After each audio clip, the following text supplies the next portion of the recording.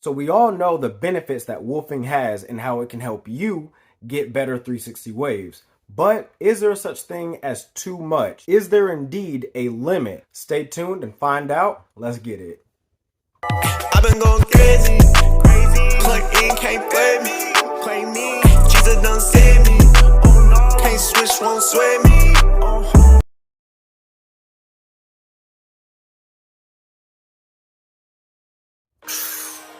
What's good, YouTube? It's your boy the Ninja Waver here, and welcome back to another video. Today we're talking about wolfing.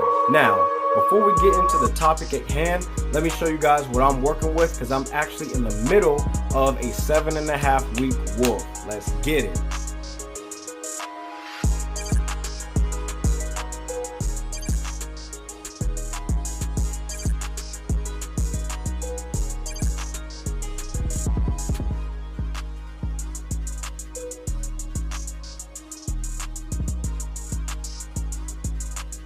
We all know the extreme benefits that wolfing has to the wave game and how extremely vital it is during your wave development. But is there such thing as too much? Can you indeed overwolf? The simple answer to that question is yes! Just like anything else in life, too much of anything is not good for you, alright? Water is good. It flushes out your organs and it hydrates you.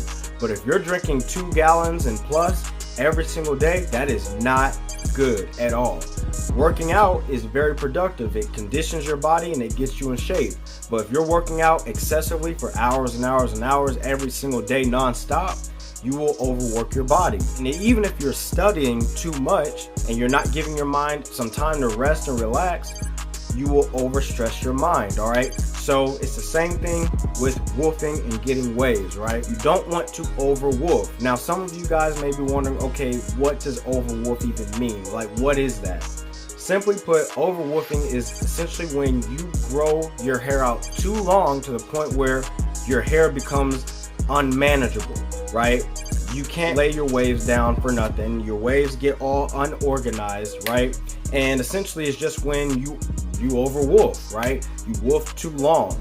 It's literally like taking the concept of wolfing and then running with it. I'm talking like David Goggins running. Now, obviously the reason why I'm making this video is because it's cold and it's winter time.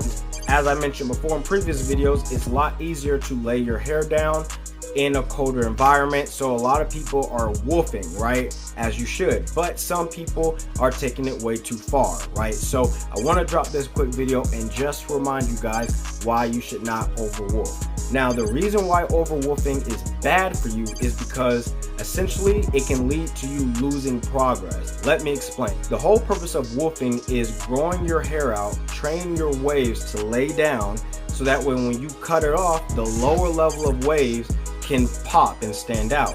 The problem with overwolfing, however, is if you grow your hair out too much to the point where the hard brush is no longer penetrating the top layer of your hair and it can't even get to the root anymore, then when you get your hair cut, you'll see that the lower level of your waves weren't as refined or developed because you grew your hair out too much, right? So that's why overwolfing is bad for you.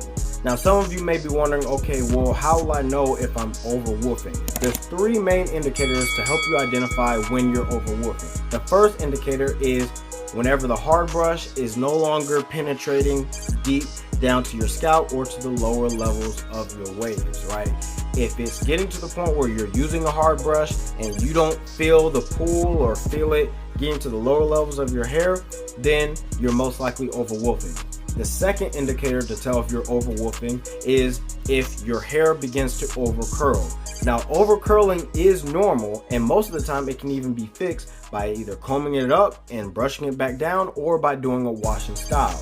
However, if you are doing multiple washing styles and doing the combing technique and the hair strand will not lay down, then most likely you're overwolfing and it's time to get your hair cut. And then the third indicator is when your waves begin to fade at the hairline. Alright, I'm going to show some pictures of an example of what that looks like because I've actually overwolfed before. You can see in these pictures that my waves aren't as defined nearly because I have too much hair on my head and my waves are all entangled.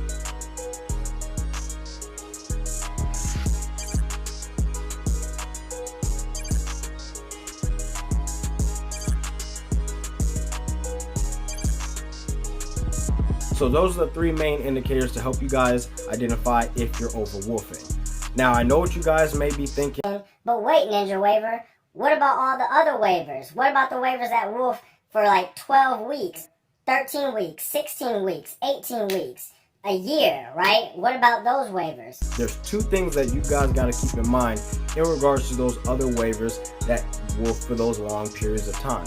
Number one, they may have a different hair texture or a different hair length than you guys may have, right? Some of those waivers may be straight-haired waivers to where they can wolf for those longer periods of time, whereas your hair texture, you may not be able to do that, right? The second thing you guys got to keep in mind about those waivers that wolf excessively is most of the time we don't really see what their cuts look like. Whenever they do get cut to a 1.5 or a 2, we don't see what their hair looks like after that, so we can't really tell what the final results will be, right? Mainly because sometimes they may even keep their hair thick like that all the time. Personally, I have seen haircut videos of waivers who have wolfed for those long excessive periods of time getting a haircut, and when they get it cut to a 1.5 or a 2, they lost progress. Now, it's not the end of the world. Obviously progress can always be regained, right? But nonetheless, they did lose some of that progress that they worked so hard for because, again, the hard brush was not able to penetrate and get to the lower levels of the hair, which is what really matters when you get a haircut. Additionally, there's really no point to wolfing for those long excessive periods of time anyway, mainly because instead of wolfing for a longer period of time, a person could just get their hair cut at a higher length. For example, a person who gets their hair cut to a 3 and wolfs for 6 weeks will have a lot more hair than a person who gets their hair cut to a 1.5 that wolfs for 6 weeks because they're getting cut at lower lengths. So when 6 weeks pass, the one with the 3 guard or the one that got their hair cut to a 3 still has more hair, right? So that is a way to get around it without having to do a lot of excessive wolfing. Ultimately, this is why it's important to make sure that you wolf in your specific wolfing timeline frames based off of your hair texture.